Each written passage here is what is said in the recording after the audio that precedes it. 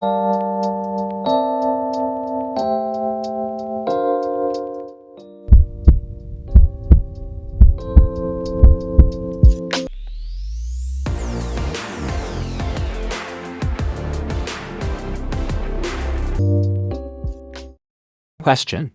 What can we do to prevent high blood pressure and its dangerous complications? सवाल यह पूछा गया है कि हम आखिर ऐसा क्या करें कि बीपी से तथा बीपी के होने वाले कॉम्प्लिकेशन से बचाव हो सके। तो बहुत अच्छा सवाल है और ये आप लोगों को थोड़ा सा समझने की ज़रूरत होगी। बहुत सारी चीज़ें ऐसी हैं जो हम लोग खुद कर सकते हैं, जिसमें किसी डॉक्टरी सलाह की ज़रूरत नहीं है, बहुत ज़्यादा मेडिकेशन की ज़रूरत नहीं है। तो आइए थोड़ा सा 1 मिनट में आपका लेना चाहूँगा थोड़ी सी फिजियोलॉजी सिखाने के लिए। एक्चुअली में ये तो आप सब जानते ही हैं कि हार्ट की पंपिंग होती है, इसमें तो कोई नई बात नहीं है। और ये जो हार्ट की पंपिंग होती है, इससे जो ब्लड है ये आपकी आर्टरीज़ में जाता है। पहले आर्टरी में जाता है, आर्टरी से फिर डिफरेंट आर्टरीज़ में जाता है। और आर्टरीज़ का एक ल्यूमन होता है, मतलब जो एक जगह होती है खाली, जो बीच की जगह होती है, उसको ल्यूमन बोलते हैं। तो अगर हार्ट की पंपिंग में कोई प्रॉब्लम आती है किसी कारण से, तब भी आपका ब्लड प्रेशर थोड़ा गड़बड़ हो सकता है। या अगर जो आर्टरीज़ हैं, जो मेजर आर्टरीज़ हैं, जो माइनर आर्टरीज़ हैं, उनकी ल्यूमन में अगर नैरोइंग हो जाए या ल्यूमन में कुछ डिपॉजिट होना शुरू हो जाए, तब भी ब्लड प्रेशर की शिकायत हो सकती है। या फिर जो उसमें फ्लूइड जा रहा है, नॉर्मली ब्लड होता है, अगर उस ब्लड में वाटर का कंटेंट बढ़ जाए, तो एक नॉर्मल ल्यूमन में जो ब्लड जा रहा है और एक नैरोइंग ल्यूमन में जो ब्लड जा रहा है, उससे भी आपको ब्लड प्रेशर की शिकायत हो सकती है। तो ये हार्ट की पंपिंग में 2 चीज़ें बहुत इंपॉर्टेंट हैं जो जिसके कारण से हार्ट की पंपिंग में असर आता है। इसमें नंबर 1 है स्ट्रेस और दूसरा है सोडियम एंड पोटेशियम। स्ट्रेस के कारण, हाई सोडियम डाइट के कारण, लो पोटेशियम डाइट के कारण जो है वो दिक्कत हो सकती है। अगर आप, दूसरा है आर्टरीज़ का ल्यूमन। तो ल्यूमन में जो इसकी इंटरनल सरफेस है, इसके ऊपर अगर फैट डिपॉजिट होने लग जाए तो ये ल्यूमन धीरे धीरे छोटा होता जाता है। या अगर जो इंट्रावेस्कुलर कंपार्टमेंट में वाटर का कंटेंट बढ़ जाए तो भी ब्लड प्रेशर की शिकायत बढ़ सकती है। तो आइए थोड़ा डिटेल में समझते हैं कि हम ऐसा क्या करें जिससे कि ब्लड प्रेशर से बचा जा सके और ब्लड प्रेशर से होने वाले कॉम्प्लिकेशंस के बारे में बचा जा सके। अगेन फिर हम इस टॉपिक को 4 में डिवाइड करेंगे। Number 1 is genetic, second is environmental, third is hormonal and fourth is kidney, मतलब सम बॉडी ऑर्गन प्रॉब्लम्स। देखिए, जेनेटिक का तो बहुत कुछ किया नहीं जा सकता। जेनेटिक तो कंपोजिशन जो है सो है, वो रहेगी और उसको आप बहुत ज़्यादा बदल नहीं सकते। एनवायरमेंटल फैक्टर में 2 चीज़ें इंपॉर्टेंट हैं, एक है आपकी डाइट और दूसरा है आपकी हैबिट, जिनको 100% कंट्रोल किया जा सकता है, 100% बदला जा सकता है। तीसरा है हार्मोन और चौथा है बॉडी में अगर कोई 5% केसेस ऐसे हैं जहाँ पर कि आपको सेकेंडरी हाइपरटेंशन है, तो वो पहले आपको प्राइमरी करेक्ट करना पड़ेगा, तब आपका ब्लड प्रेशर कंट्रोल में आएगा। तो हम बात करते हैं डाइट की, क्या खाएं क्या ना खाएं। सबसे पहले लो सॉल्ट डाइट, ये आपको लेना है, बिकॉज एक जो सोडियम का मॉलिक्यूल है वो 6 मॉलिक्यूल्स ऑफ वाटर को अपने साथ चिपका के रखता है। नॉर्मली जो सोडियम की रिक्वायरमेंट होती है बॉडी में वो 5 ग्राम पर डे की है, लेकिन हम जो हिंदुस्तानी हैं इनको बहुत ज़्यादा पापड़, अचार, मोमोज, चिप्स और सॉस, इंस्टेंट फूड जैसे बर्गर, पिज़्ज़ा, और आप ये देखिए कि कहीं ना कहीं कोई भी डाइनिंग टेबल ऐसी नहीं मिलेगी आपको जहाँ पर टेबल सॉल्ट ना रखा हो। सॉल्ट को कम करना है।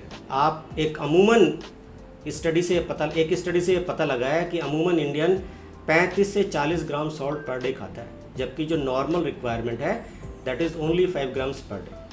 आप अगर फैमिली में 4 मेंबर हैं तो 4 मेंबर के हिसाब से, और चारों एडल्ट हैं, तो 20 ग्राम पर डे के हिसाब से आपका सॉल्ट परचेज़ होना चाहिए। उसको आप 30 से मल्टीप्लाई कर दीजिए तो आपका महीने भर में कितना सॉल्ट कंज्यूम होना चाहिए वो आपका मिल जाएगा।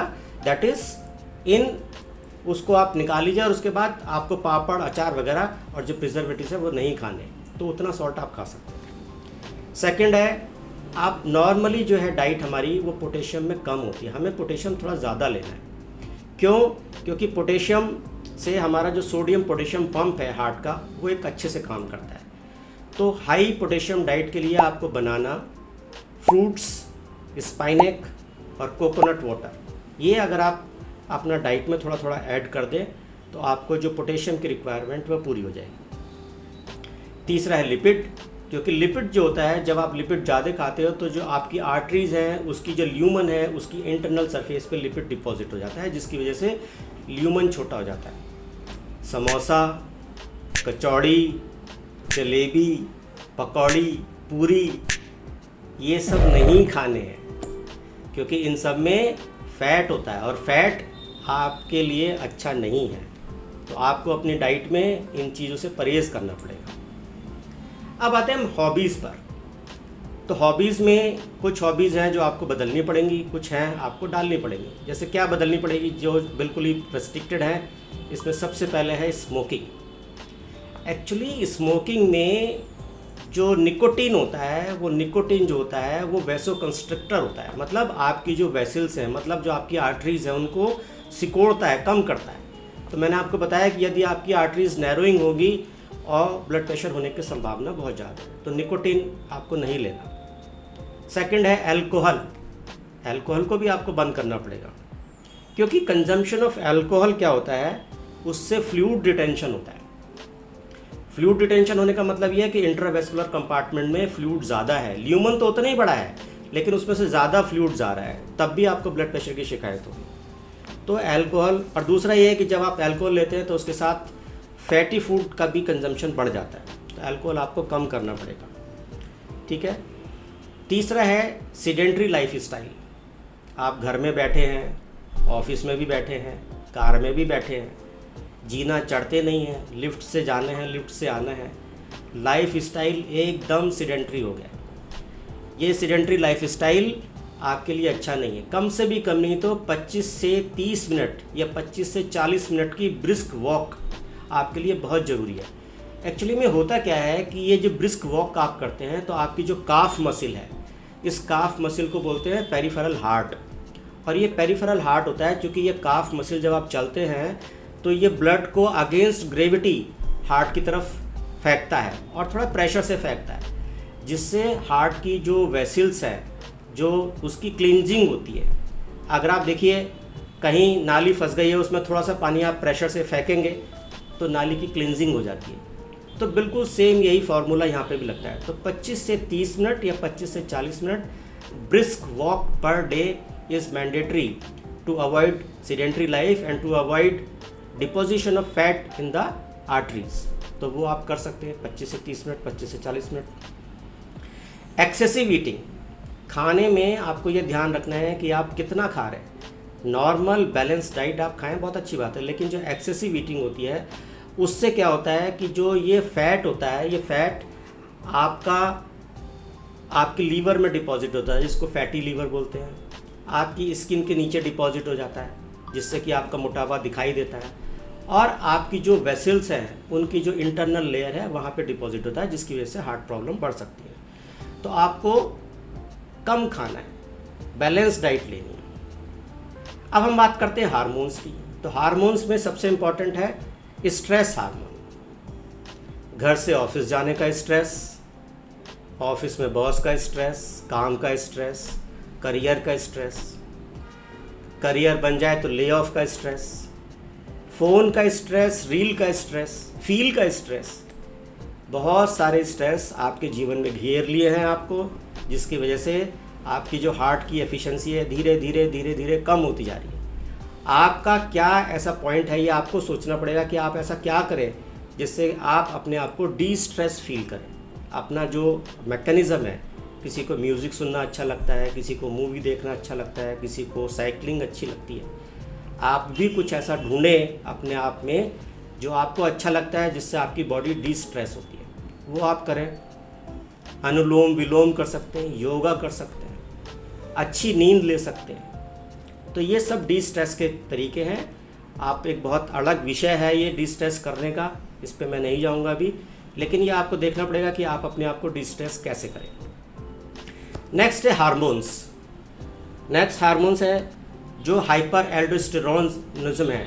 उसमें तो पता है कि ये बीमारी है आपको, उसका कुछ सर्जिकल करेक्शन है या मेडिकल करेक्शन है, वो करना पड़ेगा तब तक जब तक वो हार्मोन ठीक नहीं होगा, आपकी बॉडी का ब्लड प्रेशर भी ठीक नहीं होगा। और लास्टली किडनी की प्रॉब्लम्स या लास्टली कोएक्टेशन ऑफ एओर्टा की प्रॉब्लम जहाँ से ब्लड प्रेशर होता है, तो वो प्राइमरी करेक्शन जब तक आप नहीं करेंगे तब तक आपका ब्लड प्रेशर ठीक नहीं होगा।